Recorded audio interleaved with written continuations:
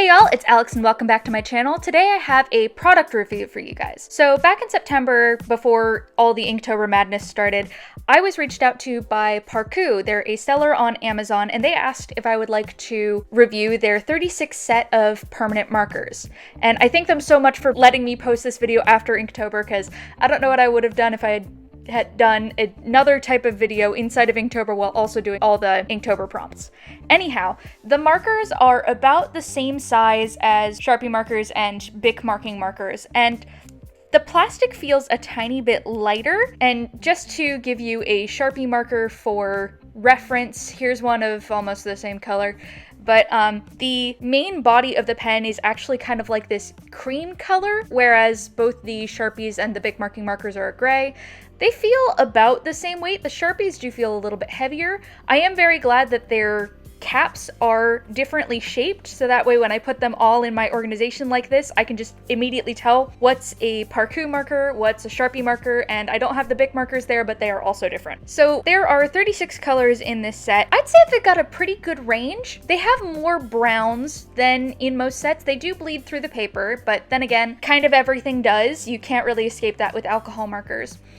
I don't know if this is just a problem because I had them sitting aside for a little while, but something I noticed through some of the markers is that when I was actually using them a little bit too fast, they kind of spattered a little bit. I don't know how it comes on camera here, but you can see some dotting around this brown here. I think by far this set has like the most greens of all the different sets. I think I might have to go back real quick and like tally out who has the most of what. These two blues also spattered a lot. I don't know why it's the darker colors that seem to spatter more often.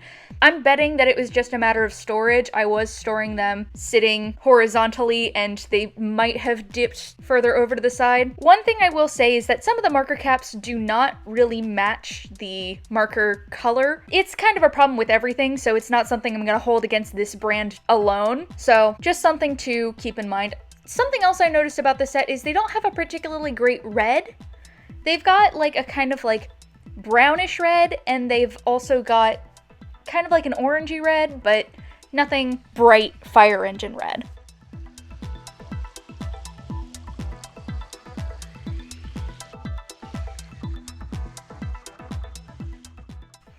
Now, before working on this piece, I sketched out two thumbnails, and I decided that I'm going to be going with the bottom thumbnail. The top one was really tempting, so that way I could just use a whole myriad of colors.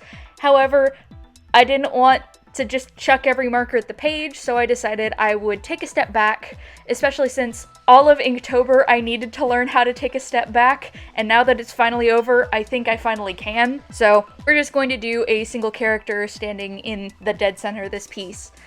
So the idea behind this character is kind of like an alien in a Starfleet regulation sort of uniform. And they, in the thumbnail that had all of the foliage and like the full background, they were going to be inspecting some plants, and that was going to be the main focus because I wanted to be able to use a lot of those greens. And I just realized I didn't use really any green in this whatsoever, none that actually makes it into the final full piece. So that's nice. But in the thumbnailing process, I was like, ooh, maybe since they're kind of like on this mock Earth, I can put like a bug on their arm that they're curious about. And that kind of spiraled into, what if they're literally covered in a whole bunch of dragonflies and bees? It was originally just going to be dragonflies, but it felt a little plain, and also I love drawing bees. Absolute perfect beans.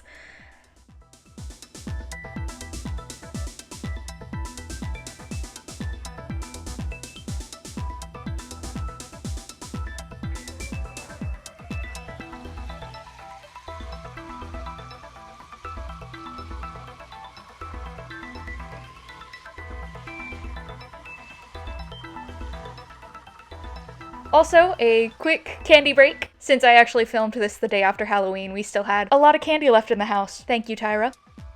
It was weird trying to fit this character all the way into this shot with their legs still all the way on the paper.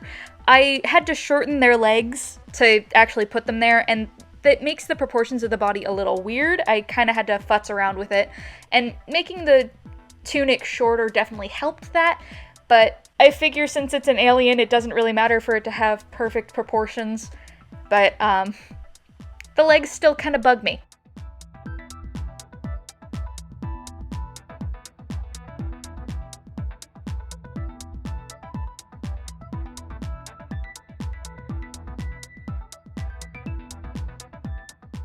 Looking at this piece now, I kind of wish that I would have done a different insect than dragonflies. I really like the bees. I have how I draw bees down perfect. However, I wish I would have gone for like butterflies or something that I could have done a more intricate wing on, or maybe like beetles, so that way I could have done iridescent beetles. Ooh, that would have been cute. Very sad about that. I also wanted to make sure they had an equal amount of bees to dragonflies, so I had to go around and count them all a good many times to be able to get that right.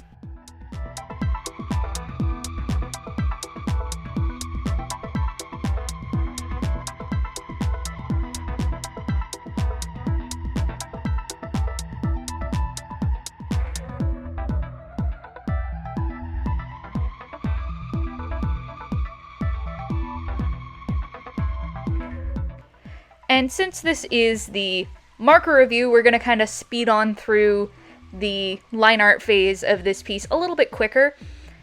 I also feel like my hand's been a little bit more shaky recently. I don't know what it is. Like around day 15 of Inktober, I was at like my all-time high of line art quality, and then it just kind of like sloped slowly but surely. It's not exponential, but there's definitely a downward trending slope there.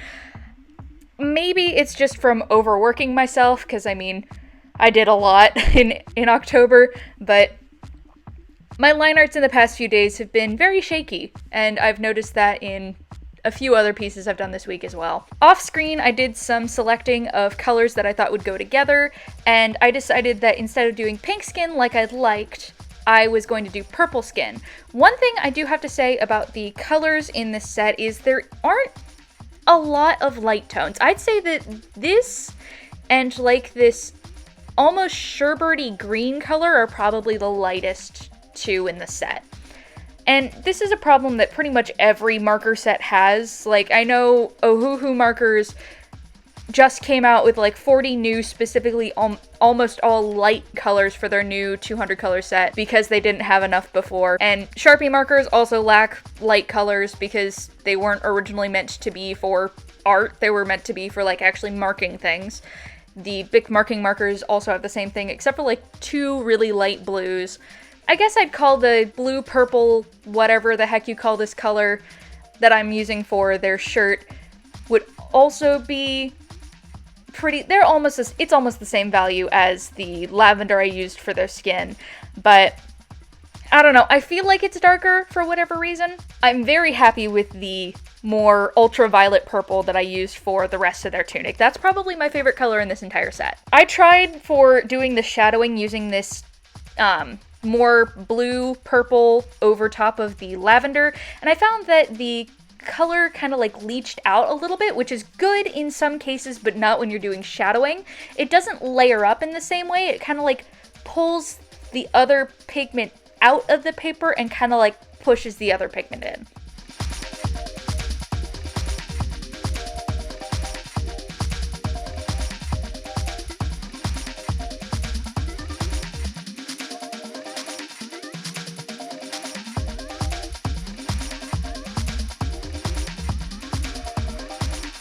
When I was going into the hair, I originally was thinking, oh yeah, I'll do green hair because green and purple look good together. But then I realized that really nothing else is green in this piece. So I took in that dark blue that flattered a lot and just kind of colored over the green. So I made it kind of like this dark teal. Unfortunately, that lost a lot of the definition of the hair.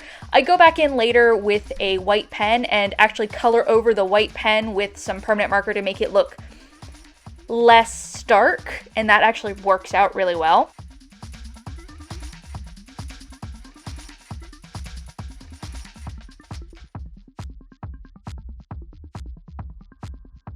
For the bees and the dragonflies, I originally wanted to do dark red dragonflies with pinkish wings and then light pink bees.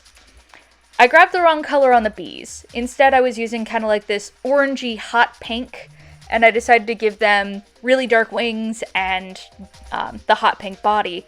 And then for the dragonflies, they just kind of looked weird having them be dark red bodied with dark wings, so I decided instead to make them have white bodies and dark eyes and wings. I had to go back onto that one on the alien characters antenna thing and just lighten them up with a white pen, but I think it worked out okay. Once I got to the point of all of the parts of the character being done, I looked at the white background and was like, yeah, I could leave it, but I don't really want to. Inktober kind of spoiled me, so I decided I wanted to color in the background a little bit just to kind of give it something. The light blue that I went in with originally was a little bit too close in tone to the rest of the body, like too close in value, I mean. So I went in with a kind of darker teal and made like this inner circle, and then with that same sky blue color later, I go around with another circle like that kind of like bleeds out a little bit more into the white. I wish there would have been one lighter color in the blues section that I could have done all the way to the edge of the paper. However, I think it looks pretty good where it stands now. If I wanted to include more utensils in this and go for like a BG10 cool blue shadow or whatever it's called in the Copics, that would have been a good match for this, but I decided that I just wanted to leave this as a review for the KOO markers. So, like most permanent markers, you do get a little bit of streaking when you don't go into an area quick enough, but I thought that these blended pretty well. They didn't leach across the paper, they didn't fuzz at the edges. I didn't test it on this piece, but the bleed onto the other side of paper, at least in my Illo sketchbook, and my new B Company Mixed Media sketchbook, the bleeding is about what I'd expect from Sharpies and Copics, so overall not too bad. I for sure would use these markers again. One thing I will warn you, the scent is a little bit stronger than Sharpies. Like, I noticed it more, but then again, that just could be because I'm so used to working with Sharpies, and these are just new to me. So, it's a slightly different scent, but noticeable. If you're someone who's particularly bothered by scents in markers, then maybe be wary of that. Overall, I absolutely love these markers. I've used them again in 2 other pieces since making this piece, so I would for sure give these a good rating.